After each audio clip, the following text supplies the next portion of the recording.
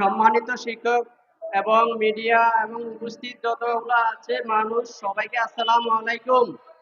আমরা এসেছি বিভিন্ন দূর দূরান্ত থেকে, অনেক দূর, কেউ 200, কেউ 300, কেউ 700 কিলোমিটার দূর থেকে এসেছি। কিন্তু আমরা যে এসেছি এটা তো একমাত্র আজকেই আসি নাই, বিগত অনেকবার এসেছি।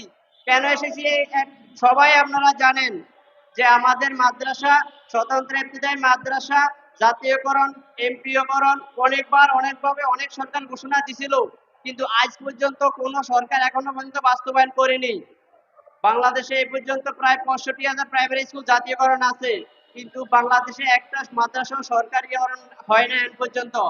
1988 সালে সরকার এরশাদ বাংলাদেশটা বিশ্বের কাছে একটা ইসলামিক রাষ্ট্র হিসেবে ঘোষণা দিছিল, কিন্তু সেই সুবাদে আমাদের বাংলাদেশে 65,000-এর বেশি প্রাইমারি স্কুল জাতীয়করণ অবস্থানে আছে, কিন্তু একটা মাদ্রাসা হয় না। উচিত ছিল প্রাইমারি স্কুলের চাইতে বেশি মাদ্রাসা জাতীয়করণ হওয়া। আজ পর্যন্ত একটা মাদ্রাসা জাতীয়করণ হয় নাই। বিশ্বের বিভিন্ন দেশে অনেক অনেক মুসলমান কান্ট্রির ভিতরে অনেক প্রথম কাতারই আছে বাংলাদেশের নাম। বাংলাদেশ একটা ভালো ইসলামিক কান্ট্রি, যেখানে প্রায় 92% মুসলমান বাংলাদেশে বসবাস করে। এই দেশে এই বৈষম্যতা দূর করে বাংলাদেশে ইসলামিক শিক্ষা শিক্ষিত দেশ হিসাবে বিশ্বের কাছে পরিচিত করা উচিত। এবং বাংলাদেশে এই প্রথম বাংলাদেশ বাংলাদেশে বাংলাদেশ একটা বিশ্বের কাছে খুব ইসলামিক কান্ট্রি হিসাবে ভালো পরিচিতি হিসাবে আছে এবং প্রথম কাতারই আছে, কিন্তু এই দেশে ইসলামের শিক্ষা অনেক স্লো এবং সরকার এটাকে চাচ্ছে না আগায় নেওয়ার জন্য। কিন্তু আমি মিডিয়া ভাইদেরকে অনুরোধ করব, আপনারা এই শিক্ষাটা এই মিডিয়াকে আগায় নেন, আমাদের এই স্বতন্ত্র ইবতেদায়ী মাদ্রাসা জাতীয়করণের জন্য বাস্তবায়ন করেন, যাতে আমাদের ইসলাম শিক্ষাটা শিক্ষিত হয়। এতে আমরা অনেক সফল হবেন, কারণ বাংলাদেশ একটা ইসলাম দেশ, বিশ্বের কাছে অনেক ভালো ইসলাম দেশ হিসেবে পরিচিত আছে, কিন্তু এই দেশে ইসলাম যে এত দুর্বল রাখে গভর্নমেন্ট, এটা অন্য কোনো দেশে নাই।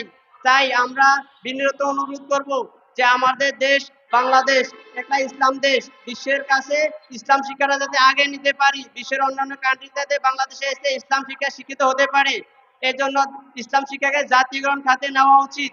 সরকার আমাদেরকে এ পর্যন্ত অনেকবার ঘোষণা দিছিল, কিন্তু একবারও বাস্তবায়ন করে নেই। এটা আমাদের কি জন্য? এটা আমাদেরকে সরকার আমাদেরকে জবাবদিহি করতে হবে, কেননা আমরা অনেকবার এ পর্যন্ত এসেছি, সরকার আশ্বাস দিয়ে আমাদেরকে বাড়িতে ফিরে দিছে, কিন্তু আজ পর্যন্ত কেউ বাস্তবায়ন করে নাই, কেউ এটাকে আগায় নেয় নাই। কেন, কি জন্য? আমরা তো এই দেশের নাগরিক।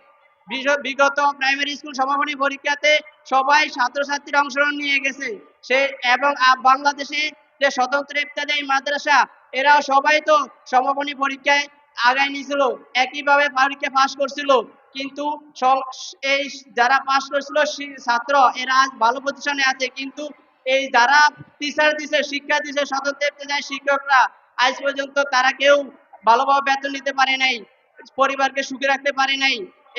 এরাও তো দেশের একজন নাগরিক, এরাও তো দেশের একজন মাস্টার।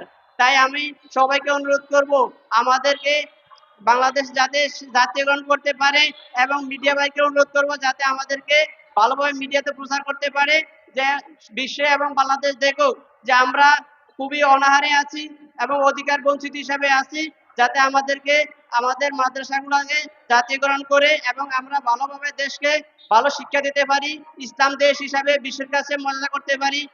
এই অনুযায়ী আমার বক্তব্য রাখলাম।